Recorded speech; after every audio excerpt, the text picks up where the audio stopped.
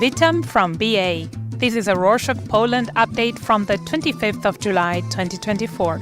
A quick summary of what's going down in Poland. To start off, remember that last week the MPs rejected the long-expected bill to legalize abortion for up to 12 weeks of pregnancy. On Tuesday the 23rd, All Poland Women's Strike Organization kicked off nationwide protests in front of the parliament. Women expressed their disappointment in the Polish People's Party, which rejected the pro-abortion proposal despite being a part of the progressive ruling coalition. Demonstrations also took place in other cities such as Olsztyn, Szczecin, Kraków, and Poznan. Donald Tusk, the Prime Minister, said he wanted to attend the protest in front of the parliament, but he could not because of other plans he had committed to on that day. On the issue, the Rzeczpospolita newspaper published a poll showing that only 24% of Polish people supported the parliament's rejection of legalizing abortion. 45% said they were against the parliament's decision, while 12% expressed their indifference. This last group, the 19%, said they had not heard about the decision. The results showed that the Polish are actually more progressive on abortion than the MPs in the parliament. The Polish government has been saying for months now that Belarus and Russia are bringing immigrants from the Middle East on purpose, and this week they had shared some evidence. On Tuesday the 23rd, Czesław Mroczek, the Deputy Interior Minister, said that Russia and Belarus cooperated with Hezbollah's military wing and Palestinian Jihad organization to push more illegal immigrants from Belarus to Poland and destabilize Polish and the EU border. This week, authorities dismantled a criminal organization led by a 33-year-old Syrian national who smuggled immigrants from Syria, Yemen, and Iraq to Poland through Belarus. Mroczek said the organization earned $580 million alone in human trafficking to Poland and other EU countries. He also added that Poland worked with the Israeli Ministry of Defense in the operation and that Israeli authorities identified the criminal organization's cryptocurrency wallets where they stored their earnings. On a related note, on Monday the 22nd, Polish Radio 24, a news radio station, said that Russia and Belarus secret services are responsible for recent fires in important business centers. In June, a fire totally destroyed a shopping mall called Marywilska 44 in Warsaw. Another fire broke out last week and damaged 55,000 square feet of warehouse in the Nowy Port area in Gdansk city. The radio station said both countries recruit new members each day in Poland to involve them in these sabotage activities, and recruited people sometimes do not even know whom and what they work for.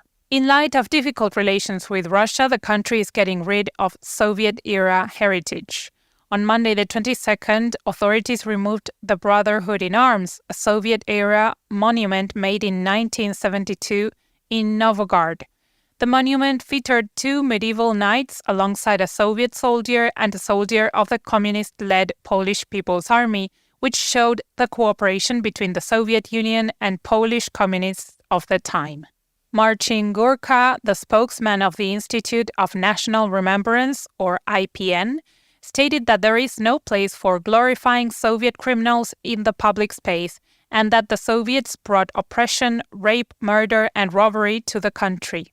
The removal of the monument took place in a ceremony with the participation of politicians such as the city council members, the mayor of the city, and the president of the IPN. After long discussions between the opposition and the ruling coalition, on Thursday the 25th, the parliament accepted the changes to the country's constitutional tribunal, a high judicial body responsible for reviewing the constitutionality of laws and acts of the government.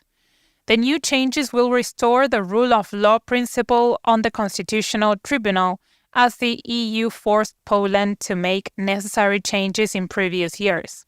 Normally, the parliament selected the members of the tribunal, which was against the principle of the rule of law because the judiciary should be independent and a political entity should not influence judicial processes. The new changes will now scatter the judge selection process to multiple other judiciary committees, such as the country's National Council of the Judiciary, on the principle of merit, not political influence. Also, the new changes will replace the existing judges and invalidate some of their past decisions. In the past, the Constitutional Tribunal made some decisions against the EU treaties and laws under the political influence of the Law and Justice government. This should not have been the case because every member state promised to obey the EU laws from the moment Poland entered the EU.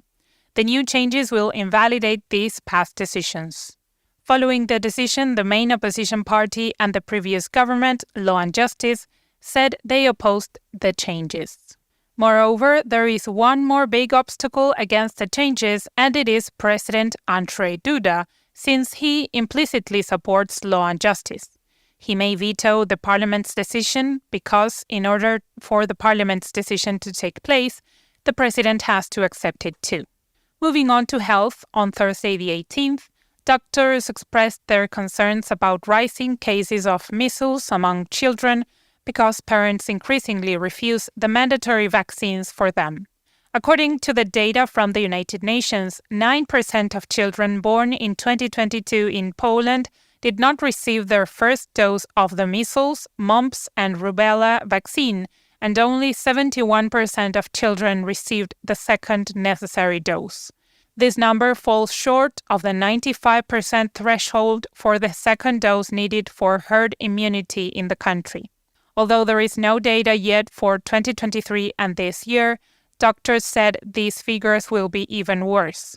They worry because the outbreak of measles is a first indication that a country does not have a proper vaccination program, as seen in some low-income countries in the world.